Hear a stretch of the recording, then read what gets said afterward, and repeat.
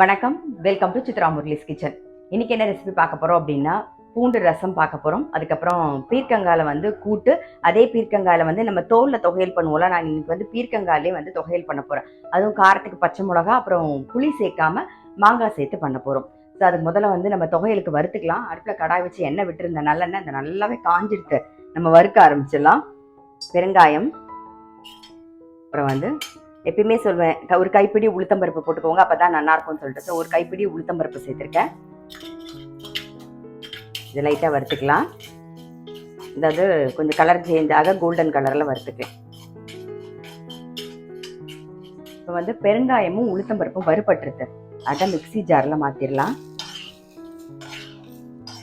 இதே கடாயிலே வந்து பச்சை மிளகாய், இஞ்சி அதெல்லாம் வதக்கிக்கலாம்.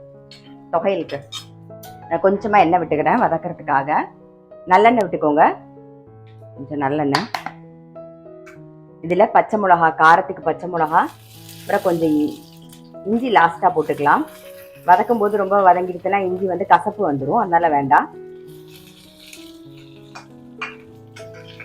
பச்சை மிளகாயும் பீர்க்கங்காய் வந்து சும்மா ஒரு கைப்பிடி பீர்க்கங்காய் தான் நறுக்கி போட்டுருக்கேன். இந்த பக்கம் வந்து கூட்டுக்கு அதாவது ஒரே ஒரு கரண்டி பாசிப்பருப்பு, 1 டேபிள் ஸ்பூன் வந்து கடலைப்பருப்பு, இதை நல்லா வாஷ் பண்ணிட்டு நான் வந்து வேக வச்சிருக்கேன். கொஞ்சம் மஞ்சள் பொடியும் பெருங்காயமும் போட்டு வேக வச்சிருக்கேன். இப்போ கட் பண்ண பீர்க்கங்காயை சேர்த்துக்கலாம். பீர்க்கங்காய் தோல்லையும் தொகையல் பண்ணலாம், பீர்க்கங்காயிலையும் தொகையல் பண்ணலாம். நான் வந்து இன்னைக்கு பீர்க்கங்காயில தொகையல் பண்ணியிருக்கேன். எப்போ பார்த்தாலும் பீர்க்கங்காய் தோல்ல தான் தொகையல் பண்றோம். சரி, இன்னைக்கு மாங்காயெல்லாம் சேர்த்து கொஞ்சம் பீர்க்கங்காயிலே பண்ணிடலாம் அப்படின்னு சொல்லிட்டு அதை பண்றேன். இப்போ இதில் கொஞ்சமா தண்ணி விட்டுட்டு மூடி வச்சிடலாம், வேகட்டும்.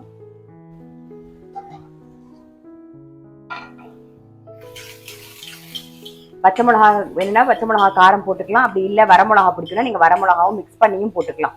நம்ம விருப்பம் தான் எல்லாமே. பாருங்க, இப்போ நல்லா வதங்கிடுத்து. அப்புறம் இஞ்சியும் சேர்த்துட்டு ஆஃப் பண்ணிடுவோம். தேங்காய் வந்து ஒரு 3 டேபிள் ஸ்பூன் தேங்காய் சேர்க்க போகிறோம்.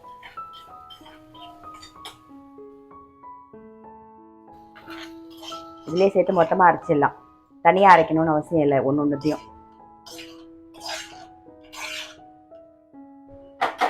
தொகையலுக்கு தேவையான உப்பு சேர்த்துக்கலாம். சேர்த்துட்டு மாங்காய் வந்து கட் பண்ணி வச்சுருக்கேன், ஒரு சின்ன பீஸ் மாங்காய், அதையும் சேர்த்துருவோம். அப்புறம் தேங்காய், இதெல்லாம் சேர்த்து அரைச்சி எடுத்துகிட்டு வந்துடலாம்.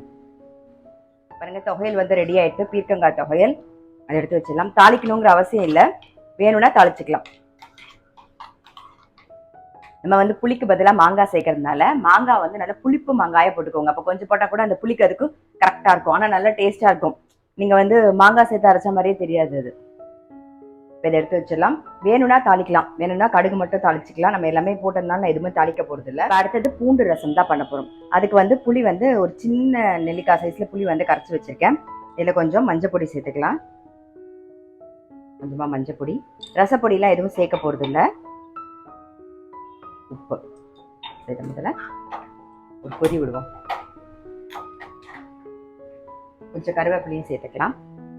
கொஞ்சம் கருவேப்பிலை, கொஞ்சம் கொத்தமல்லி. இது ஒரு கொதிக்கட்டும். அதுக்குள்ளே இங்கே பாருங்கள், என்ன அரைச்சிக்க போகிறோங்கிறத சொல்லிடுறேன். பூண்டு வந்து ஒரு 5-6 பல் நான் வந்து தோலெல்லாம் எடுத்துட்டு தான் வச்சுருக்கேன். இது அப்புறம் மிளகு, சீரகம். மிளகு 1 டீஸ்பூன், சீரகம் 1 டீஸ்பூன். காரத்துக்கு மிளகோட காரம் மட்டும்தான். ஸோ இதை வந்து ஒரு சும்மா கோர்ஸாக ஒரு ஓட்டிக்கலாம். புளி தண்ணி ஒரு கொதி வந்துடுது. நம்ம வந்து பூண்டு, மிளகு, சீரகம் வந்து கோர்ஸாக அரைச்சிட்டோம், அதையும் சேர்த்துடலாம். இதுக்கப்புறம் ரொம்ப கொதிக்க விடாதீங்க, இந்த மிளகோட காரெல்லாம் இறங்கி ஒரு மாதிரி கசப்பாயிடும். ஸோ அதனால வந்து அதை ரொம்ப கொதிக்க விட வேண்டாம். இப்போ இதுக்கே வந்து தண்ணியும் வேணுங்கிற அளவுக்கு நம்ம விளாவிக்கலாம். அந்த புளிப்புக்கு தகுந்த மாதிரி தண்ணி விளாவிப்போம்.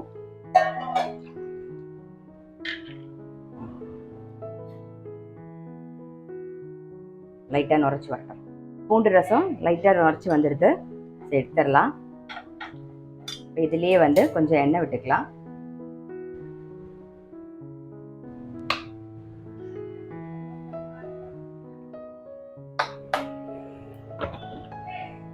கடுகு, சீரகம் ரசத்துக்கு, அது கூடவே வந்து பூண்டும் சேர்த்துக்கலாம். ஒரு 3 பல்லு பூண்டு வந்து தோலோட நசுக்கி வச்சிருக்கேன், அதையும் சேர்த்துக்கிறேன் நான். லைட்டாக ரோஸ்ட் ஆகட்டும், பூண்டு நல்லாயிருக்கும்.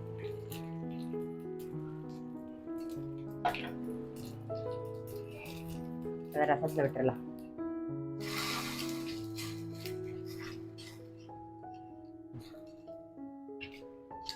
நான் வந்து தொகையலுக்கும் வந்து ஆமாம் சார், அவர் வந்து தொகையலுக்கும் வந்து கொஞ்சமாக தாளிச்சு கொட்ட சொல்லியிருக்கிறதுனால நான் வந்து கொஞ்சமாக தாளிச்சு கொட்ட போகிறேன். கடுகு உளுத்தம் பருப்பு.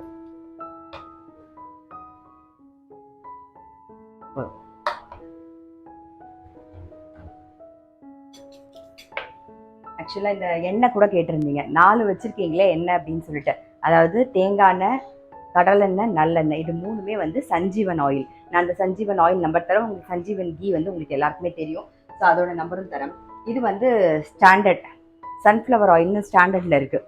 ஸோ நான் பொரிக்கிறதுக்கெலாம் வந்து நல்லாயிருக்கும், அதனால நான் இதாக வாங்குகிறேன் நான். ஸோ இது ஸ்டாண்டர்டோட நம்பரும் தரேன், சஞ்சீவன் ஆயில் நம்பரும் தரேன். ஸோ உங்களுக்கு தேவைப்பட்டால் வாங்கிக்கலாம். ஏன்னா நிறைய பேர் கேட்டிருந்தாங்க, 4 பாட்டில் 4 எண்ணெய் யூஸ் பண்ணுறீங்களே அப்படின்னு சொல்லிட்டு. பொரிக்கிறதுக்கு இப்போ அப்பலாம் வடாலாம் பொரிக்கிறதுக்கு வந்து உங்களுக்கு சன்ஃப்ளவர் ஆயிலில் பொரிச்சா தான் நல்லாயிருக்கும். அதனால நான் வந்து கடலை எண்ணெய் பொரிக்கிறதுக்கு யூஸ் பண்ணுறது இல்லை, மற்ற சமையலுக்கெல்லாம் யூஸ் பண்ணுறேன். இப்போ எண்ணெய் காஞ்சிட்டு கடுகு உளுத்தம் பருப்பை சேர்த்துடலாம்.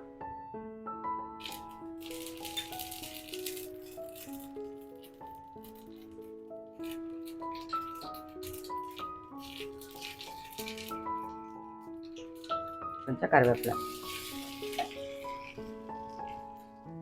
அவ்வளோதான். இப்போ தொகையிலும் ரெடி ஆகிடுது. என்ன பண்ண போகிறோன்னா ரசத்துக்கு கொத்தமல்லி போடணும். ஸோ கொத்தமல்லி போட்டுடலாம், அவ்வளோதான். இது ரெண்டுத்தையும் ஓரமாக வச்சிடும். அடுத்தது இந்த பக்கம் கூட்டு கூட வெந்துருத்தான்னு பார்த்துடலாம். நாம் ஆல்மோஸ்ட் வெந்திருக்கும். நான் தண்ணி காய் தானே, சீக்கிரமாக வெந்துடும். இன்னும் கொஞ்சம் தான், இன்னும் கொஞ்சம் வேக வேண்டியிருக்கு பாருங்கள், தெரியறதா? இன்னும் கொஞ்சம் ஆகட்டும். ரசத்தில் வந்து கொஞ்சம் வெல்லம் சேர்க்கல, நான் கொஞ்சமாக வந்து வெல்லம் சேர்த்துக்கிறேன்.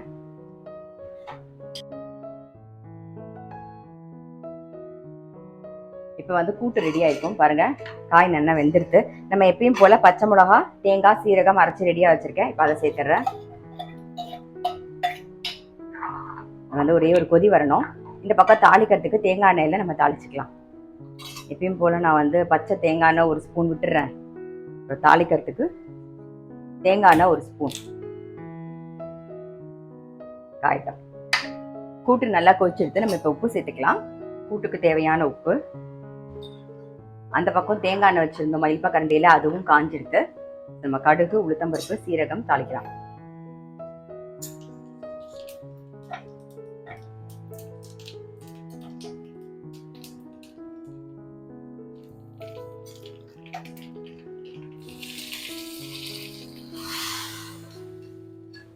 ஸோ நம்மளுடைய கூட்டு ரெடி. கூட்டுக்கு மேலாக கொத்தமல்லி போட்டுடலாம். ஆஃப் பண்ணிடுவோம். நம்மளுடைய பீர்க்கங்காய் கூட்டு ரெடி.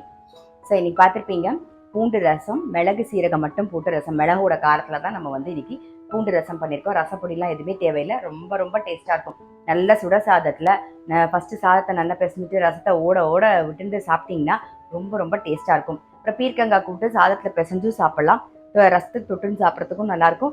அதே மாதிரி சப்பாத்திக்கு தொட்டுக்கிறதுக்கும் நல்லாயிருக்கும்.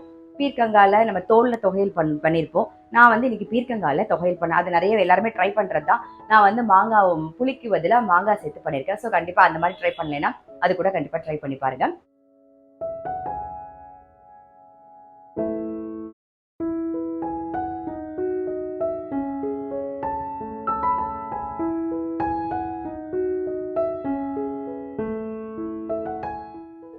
இப்போ வந்து பீன்ஸு, கேரட், காலிஃப்ளவர் போட்டு ஒரு குருமா தான் பண்ண போகிறோம். ரொம்ப சிம்பிளாக டக்குன்னு பண்ணிடுற மாதிரி ஒரு குருமா. ஆனால் நான் எல்லாமே ரெடி பண்ணி வச்சுட்டேன். நான் என்னென்ன வச்சுருக்கேங்கிறதையும் சொல்லிடுறேன்.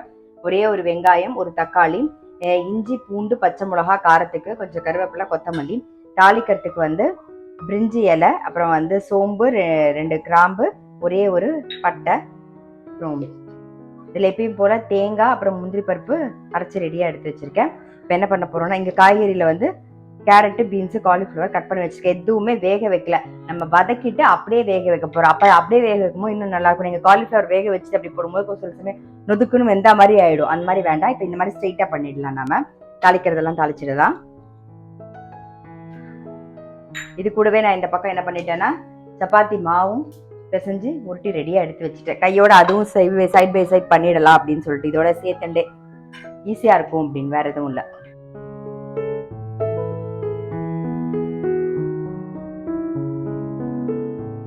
வெங்காயம், இஞ்சி, பூண்டு, பச்சை மிளகா, காரத்துக்கு பச்சை மிளகா மட்டும்தான். ஸோ உங்களுக்கு தகுந்த மாதிரி பார்த்து போட்டுக்கோங்க. இது கொஞ்சம் நல்லா வதங்கட்டும். தக்காளி சேர்த்துடலாம்.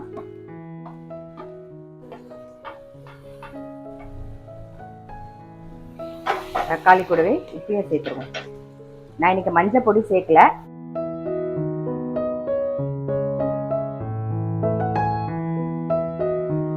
தக்காளி நல்லா வதங்கி எடுத்து காய்கறியை போட்டுடலாம். போட்டுட்டு கொஞ்சம் தண்ணி விட்டு மிக்ஸ் பண்ணி வச்சிடும்.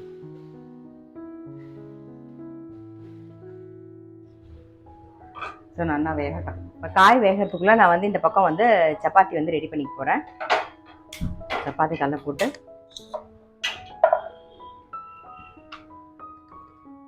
இந்த பக்கம் குருமாக்கு காய் வேகிறதுக்குள்ள நம்ம பண்ணுவாருங்க. சப்பாத்தியும் ரெடி பண்ணியாச்சு. சரி, சப்பாத்தியும் ரெடியாக இருக்குது.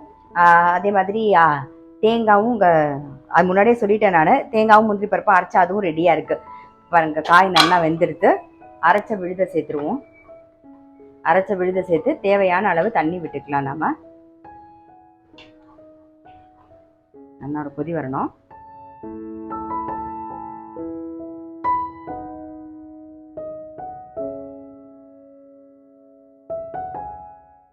மிக்ஸி ஜார் எல்லாமே தண்ணி விட்டுருவோம்.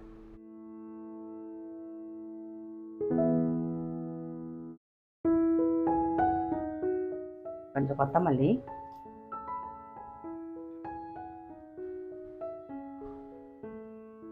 எல்லாம் ஒரு கொதி வரட்டும். இப்போ நல்லா கொதிச்செடுத்து மேலாக கொத்தமல்லி போட்டுட்டு ஒரே ஒரு ஸ்பூன் வந்து நெய் விட்டுக்கலாம். கொஞ்சம் வாசனையாக இருக்கும். அவ்வளோதான், நம்மளுடைய குருமா ரெடி.